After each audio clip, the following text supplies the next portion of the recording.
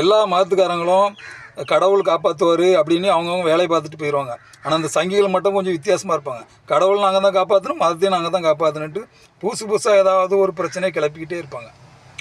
கடவுளை மேலே நம்பிக்கை இல்லாத ஒரு கடவுளை கேவலப்படுத்துகிற மாதிரி தான் சங்கிகள் நடந்துக்குவாங்க. அதாவது அவங்க தர்காவில் அவங்க முறைப்படி அவங்க ஆடை வெட்டினா மாடை வெட்டினா கோழி வெட்டினா நமக்கு என்ன, நம்ம கோயிலுக்கு வந்து அவங்க வெட்டினாங்களா இல்லை, அப்போ நம்ம அதை கண்டுக்கூடாது. கோயில் அடிவாரத்தாக இருக்குது, அது எங்கேயும் மேலே இருக்குதுன்னு சொல்கிறாங்க, நம்ம பார்த்ததில்ல. அப்போது அது வந்து அவங்க தர்காவில் அவங்க என்னமோ செஞ்சுட்டு போகிறாங்க. அது சட்டமே அவங்களுக்கு அங்கீகாரம் கொடுக்குது, அவங்க மதப்படி அவங்க இடத்துல செய்யலாம்.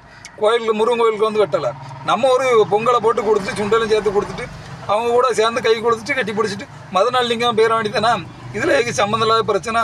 தங்கம் 63,000 தாண்டி போய்கிட்டு இருக்கு, பரந்து விமானம் பிரச்சனை போய்கிட்டு இருந்துச்சு, குலசையில் ராக்கெட், அது எல்லாம் சென்ட்ரல் கவர்மெண்ட் திட்டம்.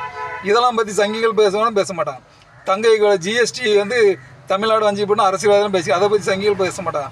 இப்படி மக்களை திசை இருப்பதுக்காக ஏதாவது ஒரு இது டங்ஸ்டன் மதுரையில் தான் மிகப்பெரிய போராட்டம் நடந்துச்சு. இப்போ அதுக்காகவே மதுரையை பழிவாங்க திருப்பரங்குன்றம் கோயிலை கையில் எடுத்துருக்காங்களும் தெரியல. நம்ம கேள்வி கேட்டால் மனம் முன்பட்டுருந்துச்சு, பின்னாடி கட்டி வந்துச்சு, சங்கிகள் சம்மந்தம்லாம் பேசுவாங்க தவிர சங்கிகளை மக்கள் நம்பாதீங்க.